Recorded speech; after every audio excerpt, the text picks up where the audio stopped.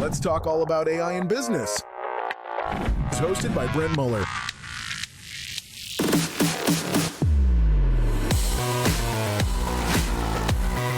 Welcome to the Future Proof Podcast.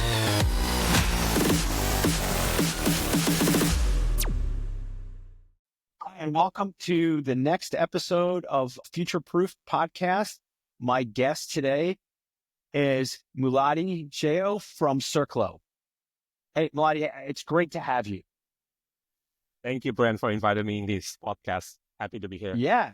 No, this is great. So Muliadi, tell us a little bit about yourself and your journey as an entrepreneur and a founder. And so everybody understands that. And Muliadi's very deep in the e-com space, so I'll just let you kind of elaborate.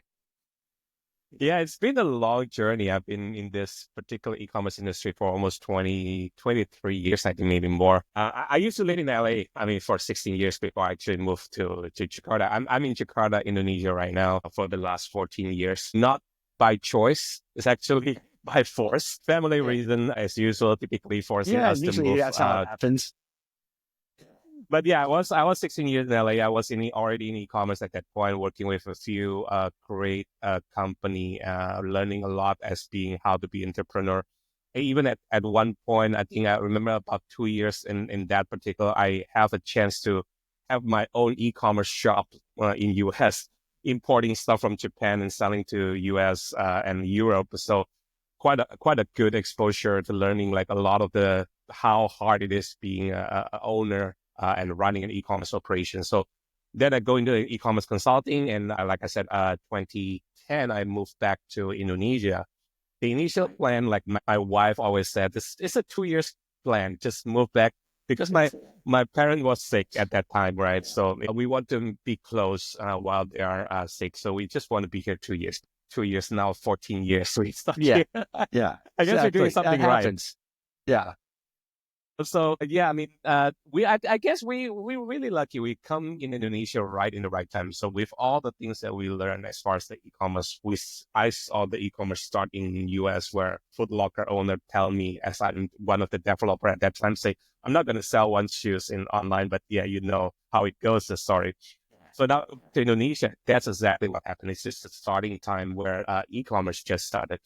Indonesia hasn't been really like a technology frontier, right? But they forklift a lot. Like they skip the entire computer and they go straight to mobile. So when we came back, my initial plan really just built a offshore team for the US company that I work with, because that's the typical do, right? We build the developers outside US, and that's working on a lot of the US. That's the common sense. We started with that. We start small, a few workers, developers that we build, train in Indonesia. We plan them when we go back to Indonesia, then this team can continue so I can manage from the US. But we end up, we caught in the middle of the whole startup scene happening in Jakarta, Indonesia, especially. And there's quite a few big players in retail that want to do e-commerce. Yeah, because being in Jakarta, right? You're hitting most of Southeast Asia, right? Which is a big market. Exactly. So we looking at Southeast Asia as a whole. It's a huge market. The Singapore, Malaysia, Indonesia, Thailand, Philippines. So these are huge populations and very young and very dynamic country. And Indonesia itself represents 55% of the market out of the whole Southeast Asia. So it's a very promising as far as opportunity go, and that's why startup just rising up during 2012, 2013. So a lot of movement around that, and e-commerce is one of them. Yeah. So that's what. Kind of then keep going, because how you got to SIRCLO. So go. Yeah. So that's where we actually growing from a company of 5, and then we've been involved in a lot of the different projects. We grow from 5 until we hit 120 people, basically, on the 8 years that we do business as iCube, and focusing on e-commerce consulting, helping all this startup to do technology, getting them up and running to be able to run the e-commerce. So that's how we encounter SIRCLO. We obviously a lot of the founders in SIRCLO, they've been either a client or a friend at one point of time in that 8 years. And then obviously we see a lot of synergy. And at that time, we started the company, just me and my wife. It's our own basically bootstrap company. We maybe 2020. I think there's a time that I think I want to learn to scale up. So this is when we actually have a casual conversations right before pandemic. We didn't plan it out that we do it on that year. But then, we able to make a agreeable offer, and then we signed a deal 2020 where SIRCLO actually acquired us as part of the SIRCLO group. To us, it's a very, very synergy because we build a lot of technology around e-commerce. We know very well a lot of the platform, and SIRCLO is a bit unique. They are what we call as in the business of enabler. I think that's not very common in US. In Asia is very common, where big brand. In US, I think there's pieces, but not many people do the whole end-to-end enablement for e-commerce. Exactly. And in US, I think a lot of the brand also have a lot of capability to do it, what we call now direct to customer D2C, right? I mean, DTC. But in Indonesia, a country like Asia, a lot of regulation that doesn't allow them to act as both distributor and retailers. So there's a lot of the regulation around that to make sure that there's a monopoly from a brand. So there we usually, traditionally in the offline work, they work with a big distributor, going to small distributor and go to retailers, all different players. With the online, it's exactly the same. We become the middleman, basically helping this brand to establish this D2C venture through online, obviously, selling on every channel possible in online, which including marketplaces. We have 4 or 5 big marketplaces in Indonesia. And then also, obviously, if the brand also owns the sales channel, like their own e-commerce website, we also run them. We provide from putting the merchandiser, putting the catalog, customer service, marketing strategy, all the way down to the fulfillment part of the operations. We run the full entire spectrum of the... Right. And you told me beforehand, right, that you have some fulfillment partners and warehouses in that Southeast Asia that you guys partner with for people that want to open this market up. Yeah, because I think as a startup, we have to be really focused on what we're good at. I mean, we don't want to invest more on the fiscal. We partner with the warehouse owner and they run the operation, but we supervise and we actually put our team to basically train and put the procedures and monitoring the whole process throughout basically the whole process. So we still own the process, but we just don't operate ourselves. So we use partners to operate. Exactly. Right.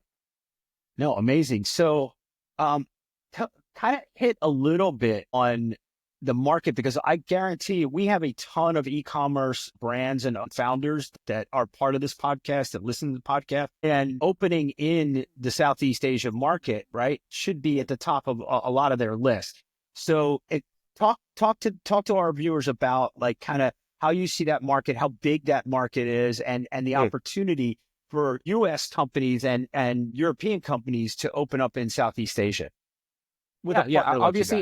Obviously, I mean, typically when they go to this part of the world, they start with China. China is the biggest market. That's no doubt about it. And then India is usually the second part. And then after those two, pretty much it's the entire Southeast Asia. A lot of the company, our brand looked at is as a single target. But this is the hard part, right? I mean, this is why a lot of the company also struggle to go to Southeast Asia. Even though Southeast Asia seems like one very similar country, there's consists of about 5 or 6 countries. Actually, 6 countries. Regulations have to be all different, right? Completely different. Market is very different. Regulation is different. There are countries that easy, like Singapore, where you can easily just open an office and run the business right away. But there's country like Indonesia, there's really difficult to penetrate, right? There's so many red tape, so many different things that you have to understand. And the consumer behavior also different, right? So a company like us really helping that local wisdom, what we call local wisdom. And like I said, we work with every ecosystem in the country and leverage them. It's very expensive if you want to build your own distribution system from scratch in Indonesia. There's no way. You can't really do it that way. And then obviously the regulation doesn't allow you to just do direct shipping, just like a lot of happen in other countries. Because we have a very high minimum value that you can ship. So it has to be above $100. So is this Quite high barrier. Very cost prohibitive for supplement companies and beauty and health products that are, $50 and under, right? Yeah. Exactly. So this is where we come, right? Either you need a full flash of service from bringing in, or you already have a partner here, but you just want to help how to do the online business part of it. We help with that. I mean, from the technology, from the service, from every part of the pieces to do an online business in Indonesia. That's where our role to help. Wow. That's fantastic. And so you're basically the third largest market there behind China and India.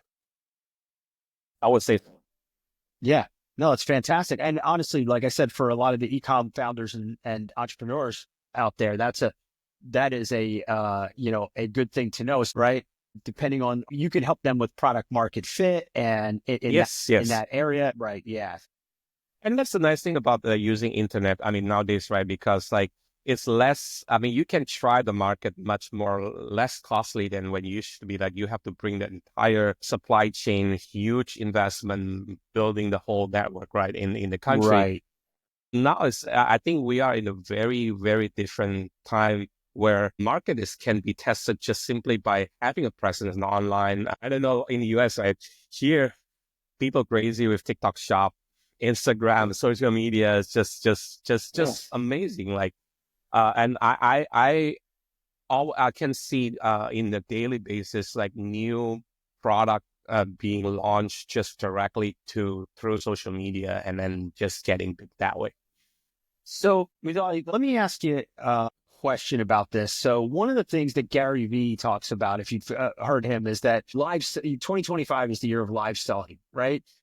In e-commerce, and that China's already 30% of their products are being sold through live selling. How do you see that playing in the Southeast Asia market? It's huge. I don't know if you heard, right? I mean, one of the largest e-commerce in Indonesia actually get bought by TikTok. I didn't hear that. Yeah, it's like they own 75% of the ownership right now of that. Then to establish the whole requirement to open up the TikTok shop business in Indonesia as part of that process. So TikTok shop has been in our company from nobody and now become the second largest transactional basis in a lot of the like double date and stuff like that. And the traction is just amazing. I think it's a unique combination of two things, right? I think culturally it's very accepted in here. People here love social media, right? So engagement. And I think I think we all know, learning from a lot of the experts saying that the young people now don't want to read. They love to watch video more, right? Yeah. I think is king. Exactly, right. So this short video is like, it's really sparking their life, right? So they just do that all day long. Exactly. So the combination of entertainment and having the product presence and impulse buying and things like that is a perfect storm, basically, that allow I totally agree with brand to communicate directly, to engage with the customers and sell it that way. So I think that's really what's happening in Indonesia as well. That's exactly what we're hearing, and that it is moving from China to the U.S., right, and through Europe and through Southeast Asia. So you guys are more on the front end of that, but I think that this year is going to take off everywhere. Yeah, I think China see that very, very. I mean, Indonesian is really one of the biggest market that they can tap into. They invest really big into this on TikTok. Yeah. Yeah. Well, again, we're a global economy now. We're a global audience, and obviously there's different things that resonate in different regions of the world. But I do think the themes are pretty consistent, right? Entertainment, social media, right, leads to live selling, and live selling will be kind of the trend over the next couple of years. Let's pivot a little bit, right? So Muliadi, you are on kind of a cutting edge part for Southeast Asia, right?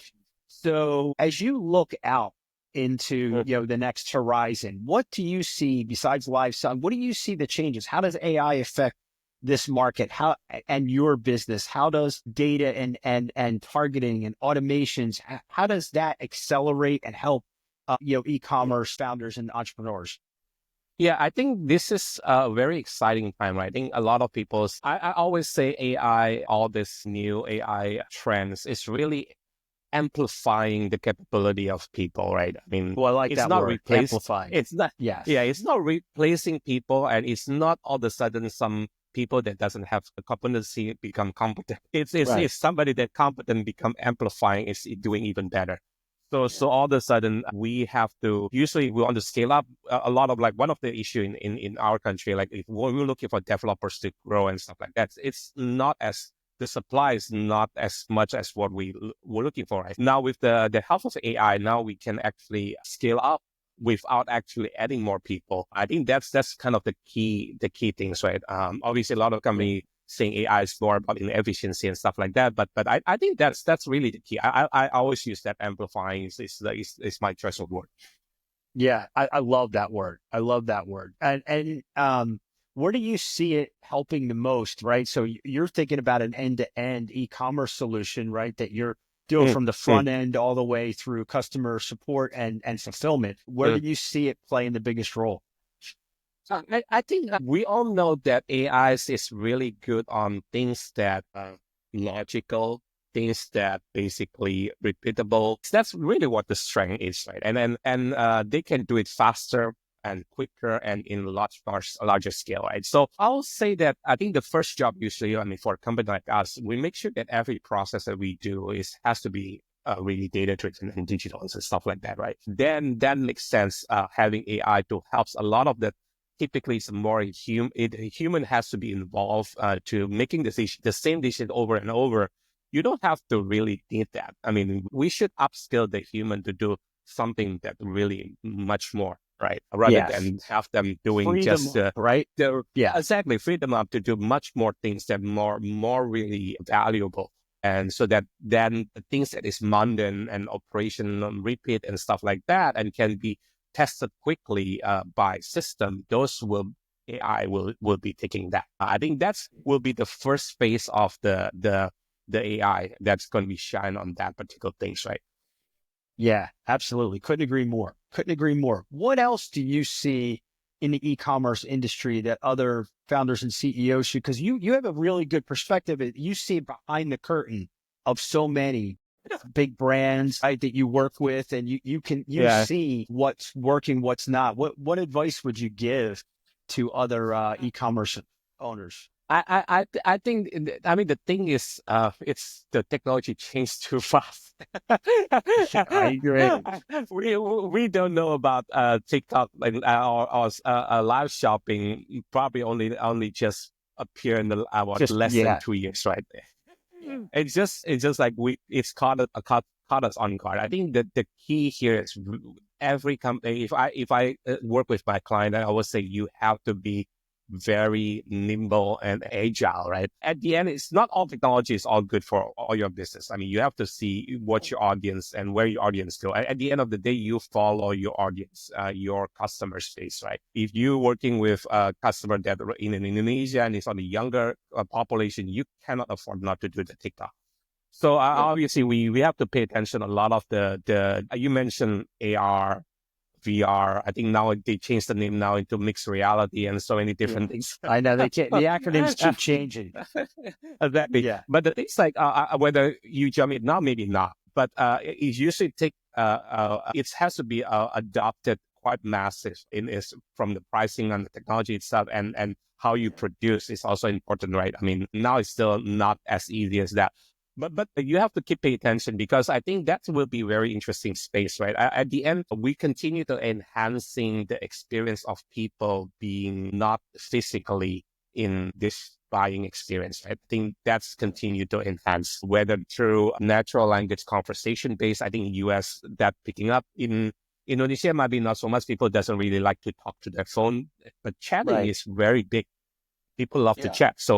So AI and using AI to help on a lot of the chatting process much more natural. I think that's basically it's a definitely help, especially doing promotions, product and stuff like that. I think that's going to be taking off pretty soon. Yeah. But yeah, I mean, we don't know. I mean, but one thing that I can foresee maybe in the near future, people are not looking for web site anymore. There's no concept of website. People look for video. People something more, probably more personal. And through social media channels, right? Through social media channel. WhatsApp is huge. I mean, like I said, here we love chat, right? I think, but I think still most people in the U.S. they're just coming onto WhatsApp. They don't get that, but internationally, WhatsApp is probably the biggest platform, right? That way for chat. It's in Indonesia, it's the number one chat basically. So everybody definitely on chat on WhatsApp.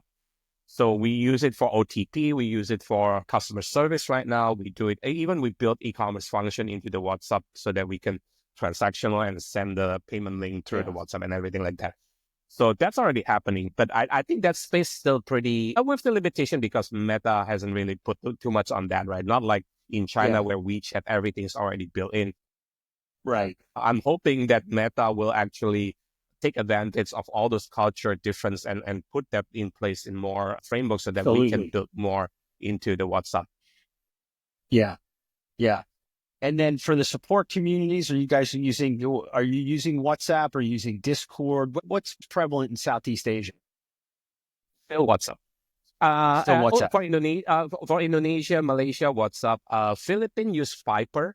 So this is some of the things that you just have to learn, and each country it might be some certain thing is more popular. Like in Thailand, but this is really good for the e-com owners that are figuring out where do I expand next, right? If I go to China, if I go to Southeast Asia, what are the things I got to be thinking about? This is really helpful. Exactly. Yeah.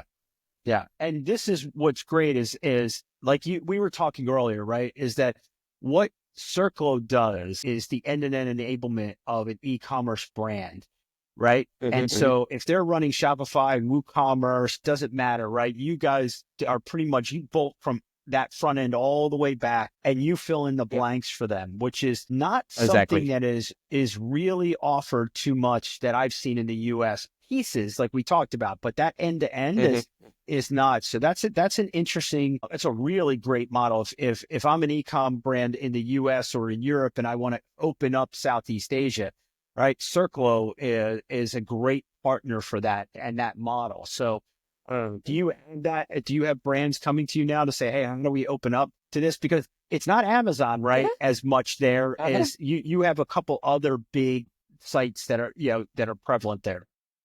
Yeah, we constantly have a lot of brands. Like I said, we work with some of the big brands that we already are our client right now. We have Levi's, we have Asics shoes, we have Samsonite, we have L'Oreal. So those are some of the multi-international brand that we handling right now.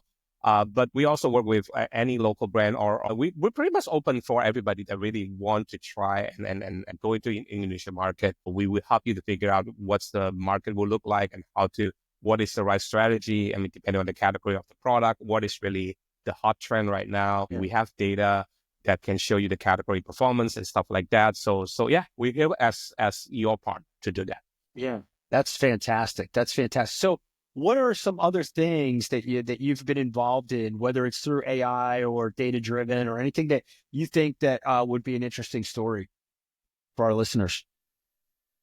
Right now, basically, we are focusing more. AI is something that definitely is space that's I think is going to be evolve a lot more. So we continue to make sure that we assert ourselves and able to see which part of it that we can use. But there's a lot of this is part of the technology as a technology company.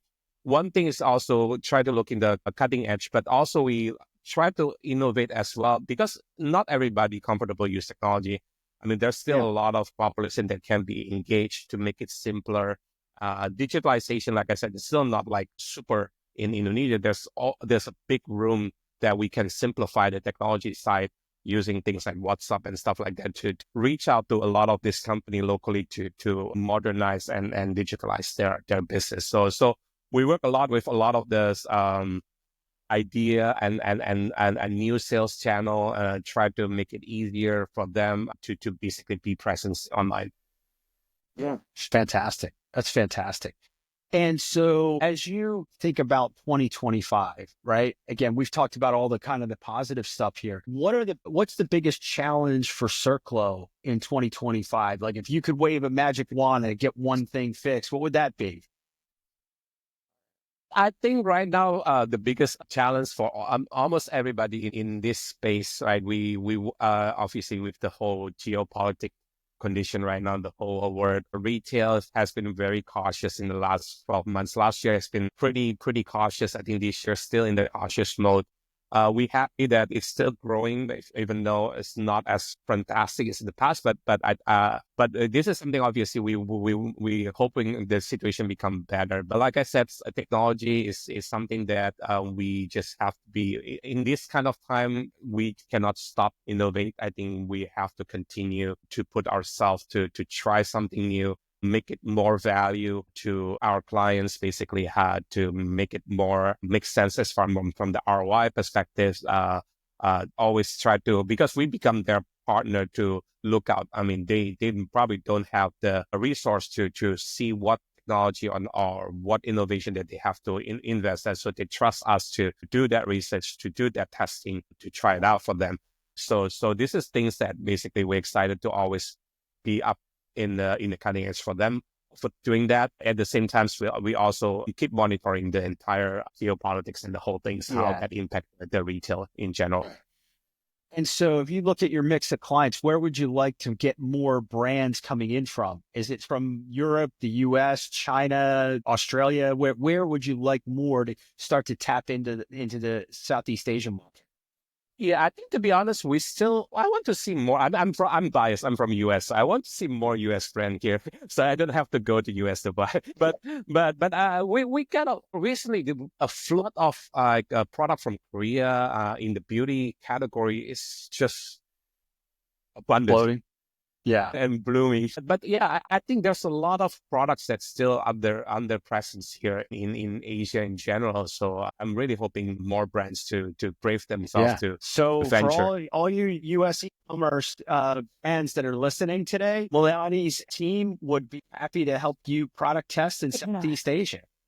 Anytime. So Muliadi, tell me, as we wrap up, tell them how they get involved with SIRCLO and how they get involved with you. Because again, we'll link everything below the podcast, but yeah. Yes. Yeah. I mean, very easy. I mean, obviously, you can go to our website. If SIRCLO is www.circlo.com. You can find a lot of information about us there. You can find me directly. I'm in LinkedIn. I'm very active. So you can find my name. Yeah, we'll have your LinkedIn profile here too. And I'm more than happy to be your consultant and answer any questions directly to you all. Yeah, and I think that's a big part of what comes with you guys is that you bring that consulting angle, right? I'm a consultant by nature. That's what I do with my clients, and so I love that, right? Because you're helping them navigate the waters in a new market. So, Muliadi, I got to tell you, this has been really fun. I think that you're going to open a lot of eyes to a new market, and I hope that some of our e-com friends, especially in the U.S., right? Yeah. They need to get their products over there, right, and get them into those markets. Looking forward. Thank you, Brent, for this opportunity to talk to you. It's been fun. Yes, thank you so much. You've been a delight, and I really appreciate you taking the time today. Talk to you soon. Thank you. Thank you, everybody. If you're ready to embrace change and lead with innovation, be sure to subscribe and never miss an episode. Thanks for tuning in to the Future Proof Podcast.